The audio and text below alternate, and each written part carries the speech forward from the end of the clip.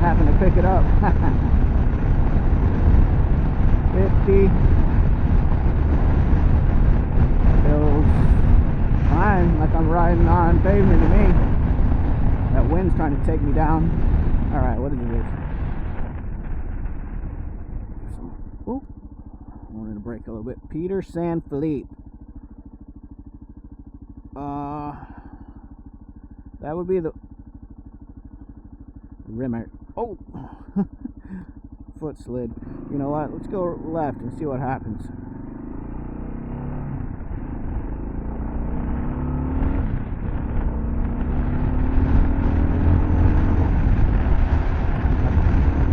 Under full throttle, I thought I felt my tire spinning a little.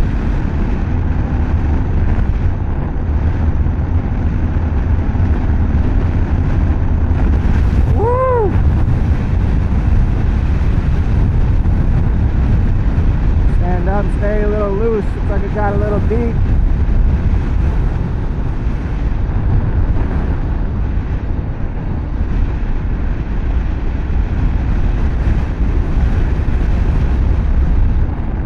Alright. Okay.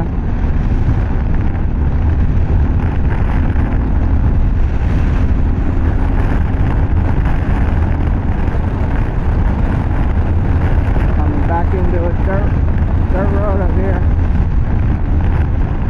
Slow down, buddy. Slow down, slow down. Oh yeah.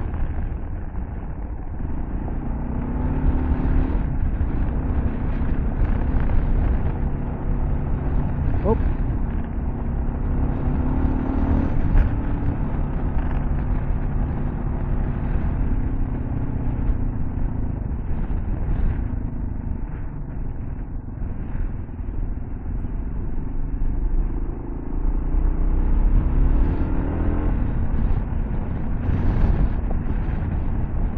Big chunks of gravel.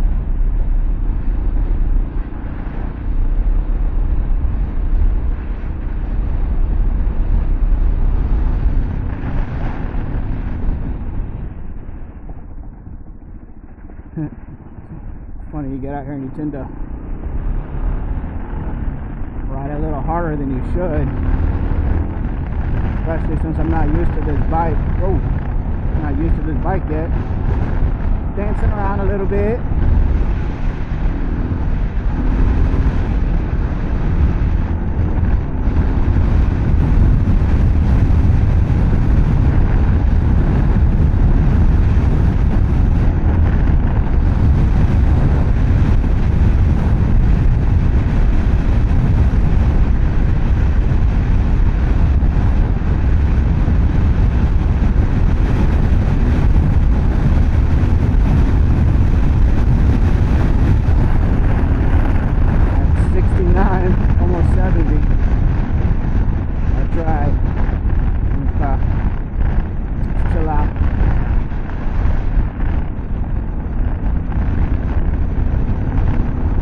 Comfortable sitting or standing.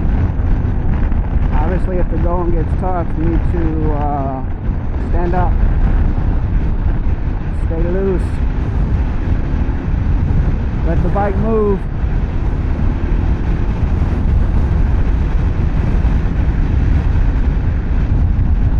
And to squeeze with my heels inward, the bottoms of my calves. Okay. Alright, that was fun, but I do need to start heading back home, so let's just do that again, and then we'll head out. We'll come explore this another day. These cool little cows, Brahmas or whatever they are.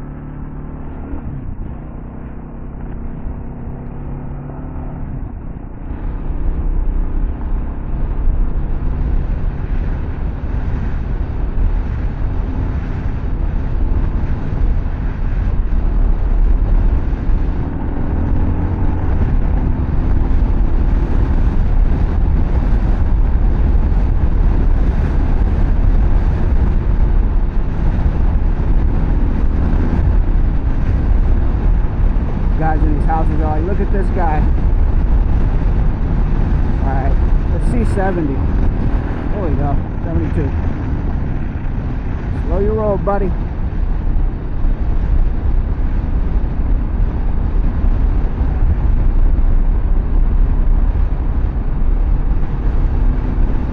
There's something about doing 70 on these dirt roads. Feels exciting. Got a little hill here. Woo! Alright, slow down.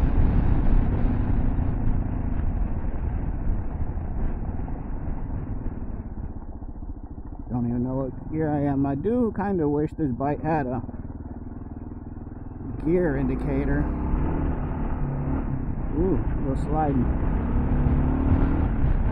I don't care about the tachometer. I don't need a gear indicator. I would rather have a gear indicator than a tachometer. I don't care what my RPMs are at.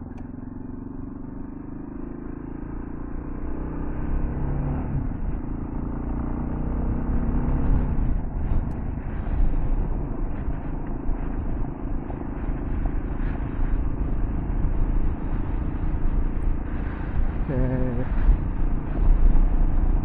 Straight here.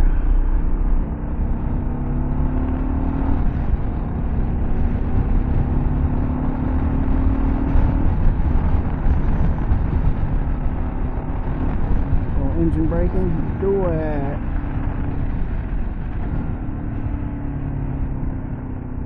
Alright, let's give her a little rest. Some slow cruising.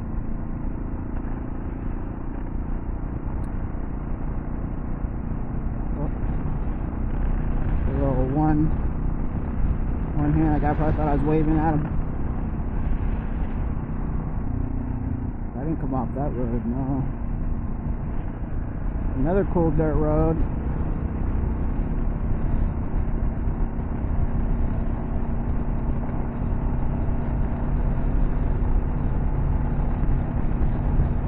I like roads like this. I don't care for the huge chunks of rock. I like this. Right here. Even a little bit of this. It's fine. Okay, I came from the right. Let's block up the brakes. Check them. Okay. I think I came from that way. I'm gonna keep going straight though. Oh, it says dead end, and security cameras are watching me.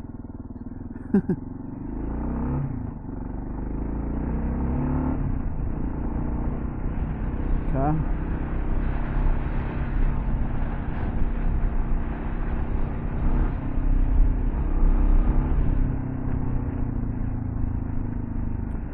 Watch me then, I guess. Watch me. Watch me.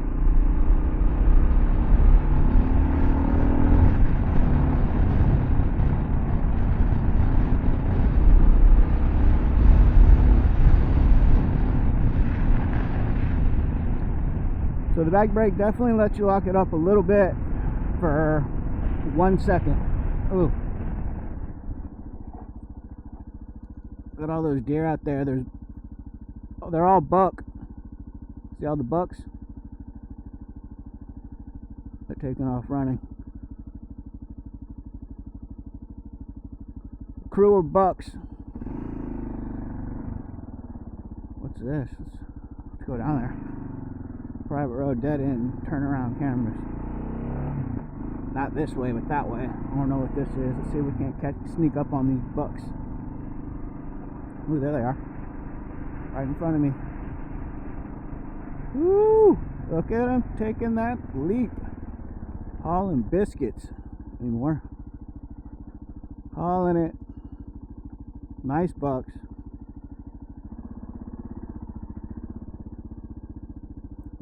Look at him out there. Just cruising through that open field. Look at these cows. Like, what is this guy doing? Alright. I'm going to open my visor.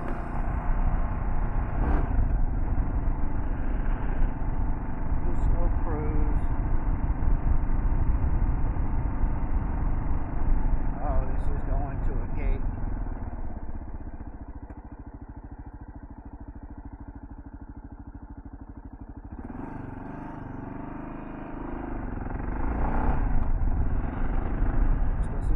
out over there. Look at him. Standing there like, what is this guy gonna do? Is he chasing us? What's going on? Alright.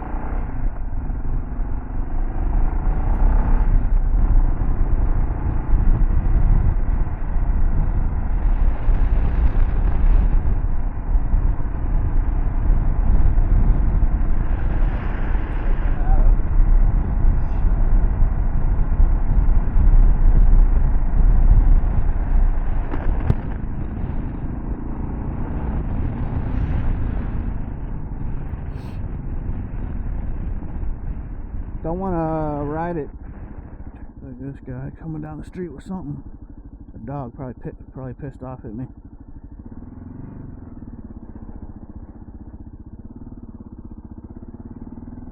Just cruise by slowly.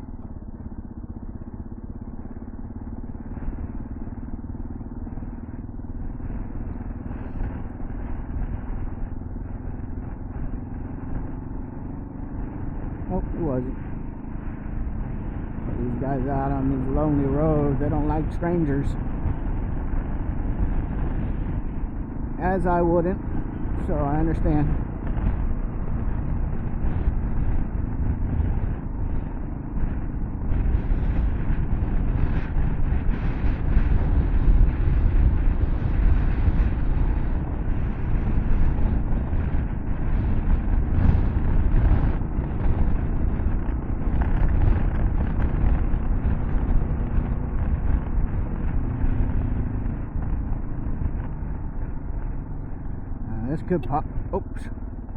This could possibly be the way we took that one time and just took it off into some other roads. You keep turning into dirt roads, and then main roads. You go down, and then turn off onto another dirt road.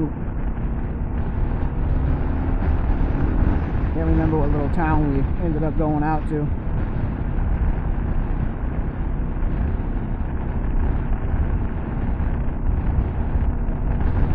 I had just got my Versys. I still had paper plates on it.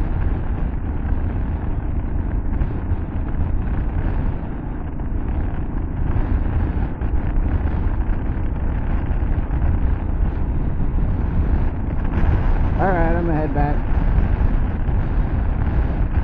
Get home and start messing with the skid plate. See all my other goodies. Hopefully it's there by now. I don't even know what time it is.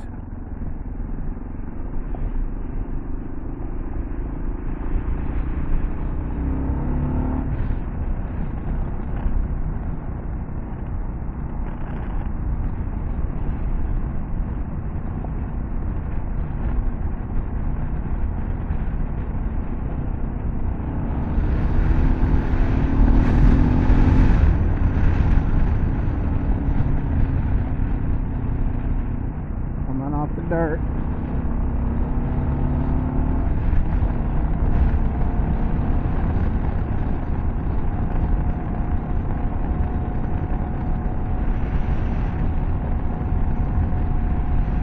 Yeah, I don't remember hearing that tire in the back whining like that.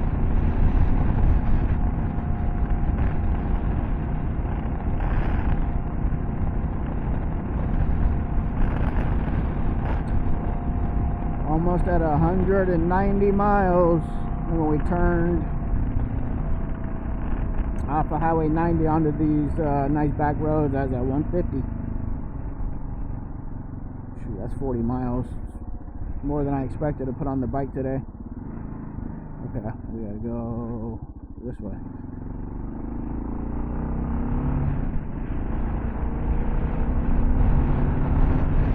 I should stop and let her cool down again.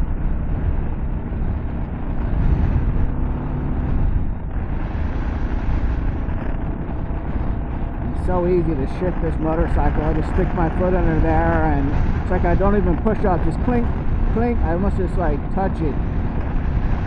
Clicks right up into the next gear. It's perfect. Clink, clink, clink. It's a little tink.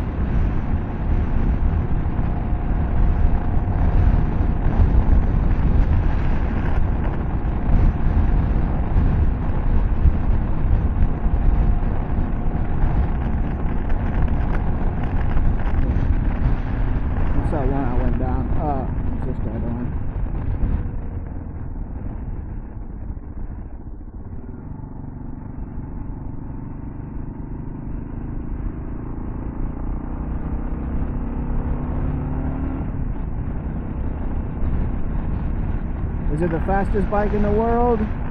Yes. Of course not. Anyone who thought that would be silly.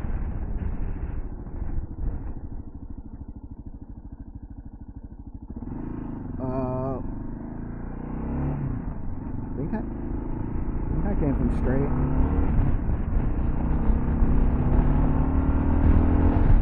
As fast as you need, no shoulder, no crap. Let's put it that way.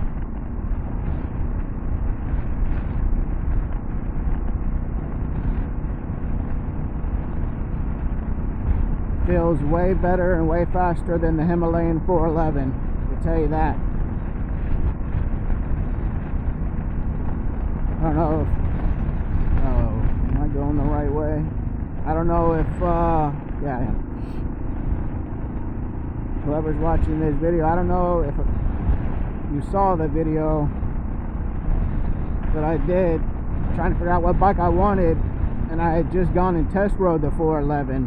I was really close to buying it. If I couldn't test ride it, I probably would have bought it. Right? Probably would have bought that bike. But they had one for a test ride. I took it on a test ride and I was like, no.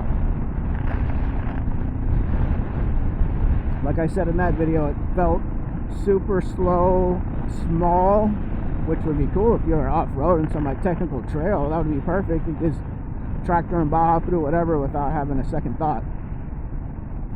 But super slow, like the motor felt and sounded like it was a motorcycle from the 80s. Felt like an old school bike. This doesn't. At least this sounds and feels like a regular motorcycle. That one did it to me. I was kind of taken back when I first took off on it. I was like, what the heck? Like I said in that video, when sitting at a stoplight, I was even like questioning if the bike was going to shut down on me. The motor just felt like, I don't know, low-B. Felt like a cheap Chinese motorcycle is how I would describe it to somebody.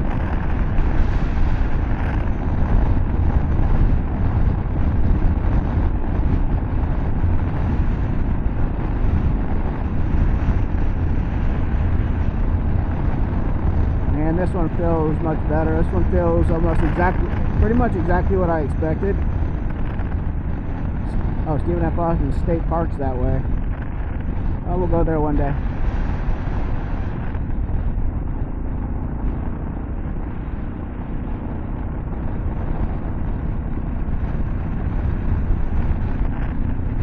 I'm gonna turn in here and we'll let her cool down. You know what? Screw that. Let's go down here.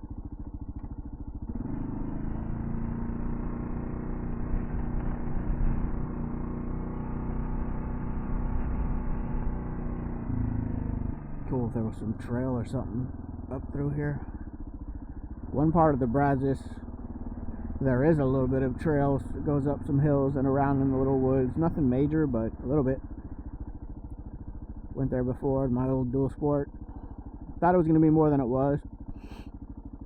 And that day I learned it's not really good to go out dual sporting by yourself. I was in the middle of the woods and it wasn't barbed wire, but a piece of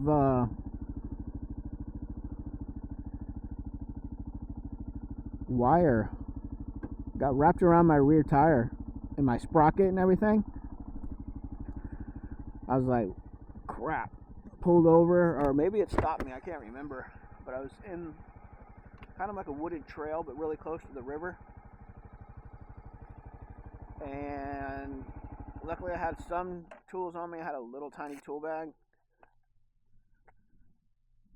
And it took me probably 45 minutes to sit there and unwrap and cut the 30 foot of little thin gauged wire that was just wrapped around my entire rear end.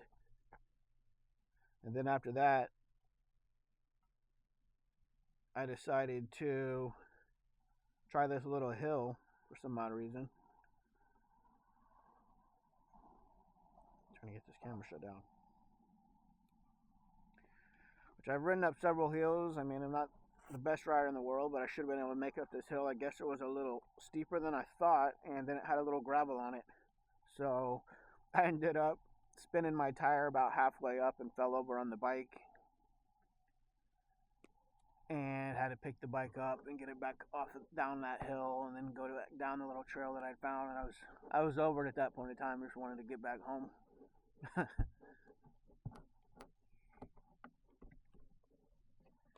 All right, well, let's hang out here for a bit. I'm gonna let the motor cool down. Once I stop it, it always goes up more. Let's see what it's at. 216.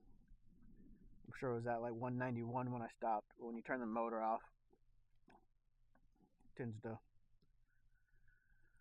go up on the temperature right there. Got my little rubber balls on.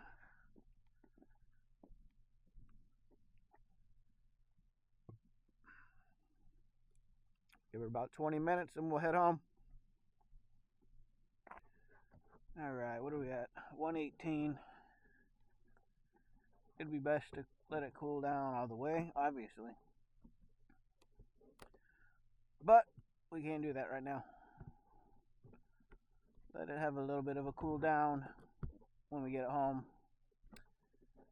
Make it cool down all the way, obviously.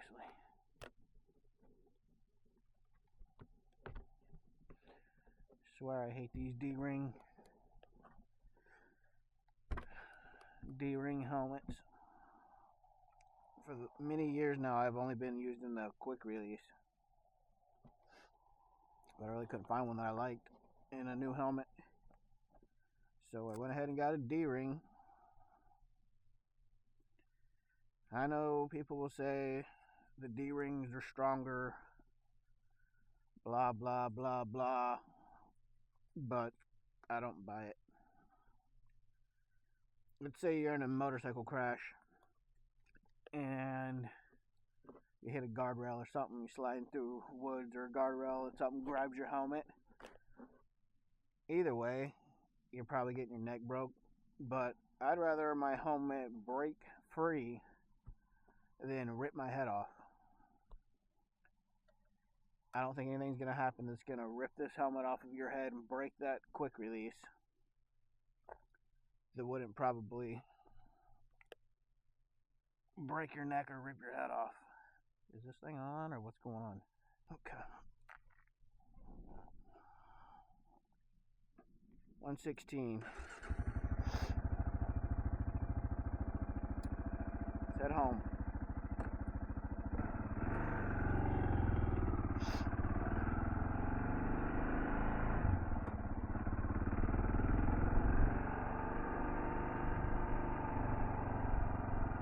I can't kind of duck down with this little thing on top.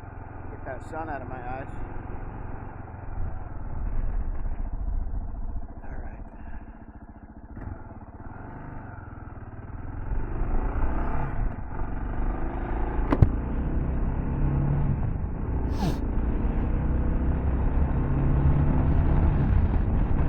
Gotta remember that we're not fully warmed up yet, so take it easy till my motor gets warm.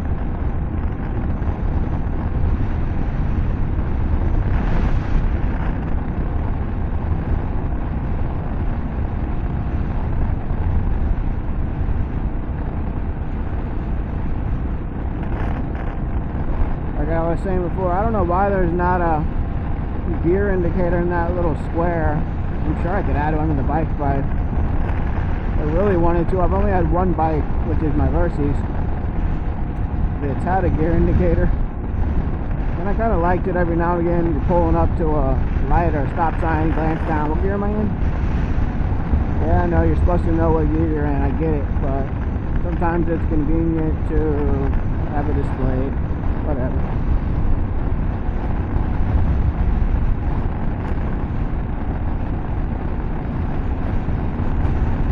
Alright. Maybe I'll put on a little music and we'll just cruise back. A little sports car, give him a little wave.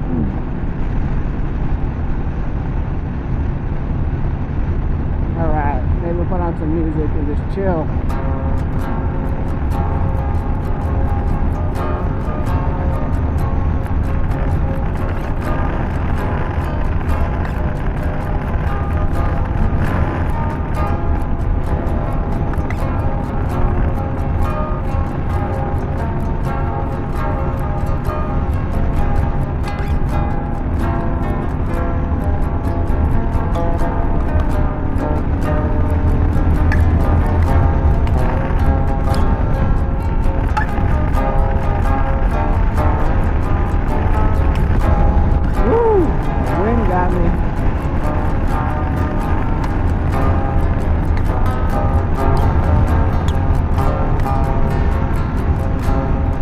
I'm doing 68 around these turns. I want to go faster.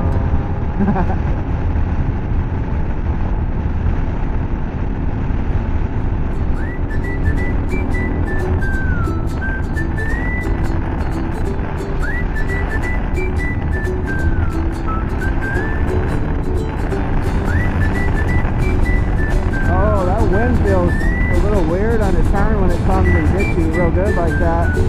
70, slow it down.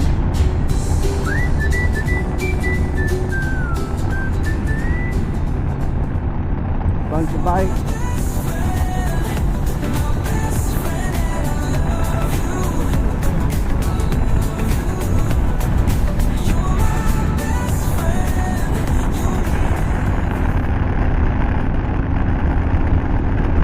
Pew, pew.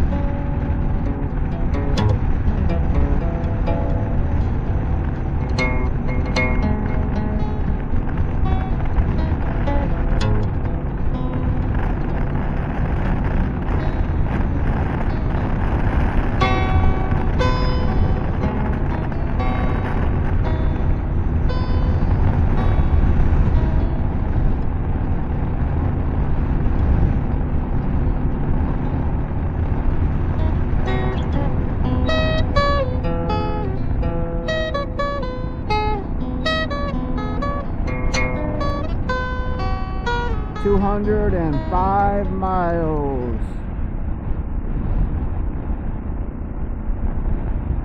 When's the break-in period over? 600? I don't gotta think about anything. Just ride it. Pretty much riding it like I want it anyway. But I am being a little easier on it with the pullovers and letting it cool down. Alright, 55. Let's get up there.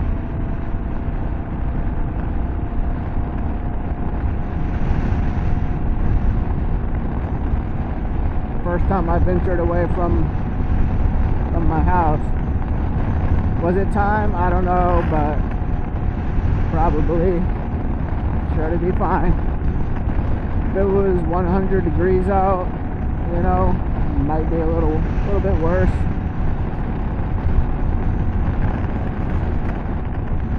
Pretty much for my break-in on this bike, you can go through some of my videos, but I'm gonna go ahead and just say it kind of out right now. I changed the oil at 7 miles. It looked very metallic-y, definitely had metal shavings in the oil. Put in the Rotella 1540. Put in the Rotella 1540. Went to, what was it, 36 miles. Put on another 29 miles or whatever it is, somewhere around in there. 36 miles, another oil change. And during that I was only going, after the 7 mile oil change, I did like a 5 mile ride close to my house. First mile or two I let the bike warm up, and then I would take it fairly easy, not super easy, but fairly easy, and then every now and again I'd slowly roll on the throttle till almost full throttle in, like, let's say 3rd and 4th gear. It was probably getting close to red line, not redlining, and didn't hit the rev limiter, but just for a quick slow roll on up there, bring her down. Do that a couple times, and I would ride it again fairly easy, and I do some engine braking in there as well. So if I slowly rolled on to in 4th gear to almost full throttle, then I'd back off almost immediately. I wouldn't hold it at full throttle, and then I'd shift into 3rd, let her engine brake. Then after 5 miles I put it up, put it in my garage. I didn't ride it for hours, or maybe not even till the next day. I did that at least twice, and then I went 10 miles probably a couple times, and then I would go to 15 miles every other time until you saw the 116 miles. Pretty much since today, I think I had 130 on there, 130 miles when I got on at my house. I hadn't ridden it more than 15 miles at a time, and that was probably only a couple times. Most of it was probably 5, 6, 7 miles, let her cool down. 10 miles, let her cool down. 15 miles, let her cool down. All the way down. So obviously you saw I changed the oil at 116. Now I'm venturing out a little bit further, but I'm still pretty much riding like I was. I'm not trying not to stay at a constant steady RPM anywhere in the RPM range for too long of a period. Like, let's say I'm cruising, I was kind of talking about it during this ride, I might be, you know, going over it again, but whatever.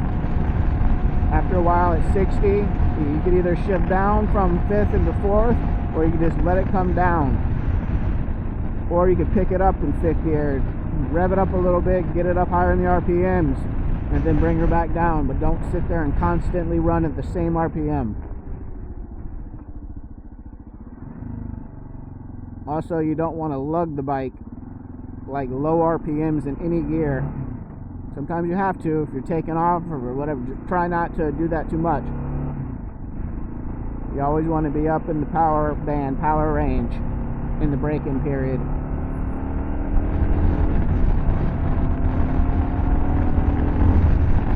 Right? That's pretty much what I'm doing. And then after, now I'm doing 20, 30, maybe 30 miles, 25, somewhere in there. You see me today, I've been pulling over and let the motor cool down, not all the way, because I don't have 5 hours to stand there and let the motor cool down all the way. But I've been letting it come down from about 192 to 200. When I shut it off, it shows like 215. But I'll let it drop down to below 120. And I'm calling that good enough. Is it good enough? I don't know. Good enough to put my mind at ease. Give me peace of mind. That's what a lot of stuff's about. What gives you peace of mind? You want to go 500 miles on your first oil change and you're fine with that, that's fine, do it. I'm not telling you you can't do it. I'm telling you what I think's best and what gives me peace of mind. And then I showed video and photographic evidence, proof of why I did that and why I'm glad that I did that. Can't deny that there was a lot of metallic metal shavings in that first 7-mile oil change.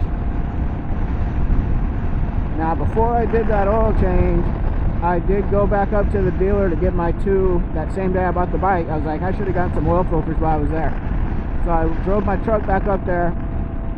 I got 2 oil filters. I talked to the guy at the parts counter. I was like, hey, I just bought a 2024 KLR650, thinking about doing an oil change real quick on it. Is there any special oil they put in the bikes at the factory, or does it come with a break-in oil? He didn't even hesitate. He said, no, there is no special oil in the bike. It's regular oil. I was like, okay. Got my 2 oil filters. I went back to the maintenance department. I talked to the guy behind the counter, whether he was a technician or what. I don't know, but I was asking him the same question. Hey, I just bought this bike, thinking about changing the oil in it. Should I wait? Is there any special oil that comes with the bikes? Break-in, blah, blah, blah. He said instantly, no, there is no special oil in the bike. Regular oil. I said, okay. Is that all bikes? I have no idea. Probably. What's the specialness that they're putting in there? Probably nothing. So that's kind of how I went about it. And I was pretty stunned draining the first oil change. I didn't expect it to be that dirty. I didn't expect it to look that metallic, or that much metal shavings in it. But it makes sense. It's a brand new motor that was just whatever they do, cylinder walls cut out, everything's being shaved and put on the whatever they do to make all the cuts in the motor. Then all the pieces and parts they put in there are now moving against all the other stationary pieces of metal in the motor, and they're slightly shaving it down. So it makes sense. I remember when I got in Old Katy, remember when I got that little generator I have, the manual straight told me run it for, I don't remember what it was, let's say 20 or 30 minutes. It could have been an hour, but right away run it for, let's just say an hour, and change the oil in it. Then I think it said to run it for 2 hours or whatever it was. Maybe the first one was like 30 minutes and the second one was like an hour. But I did that and it wanted me to change the oil immediately.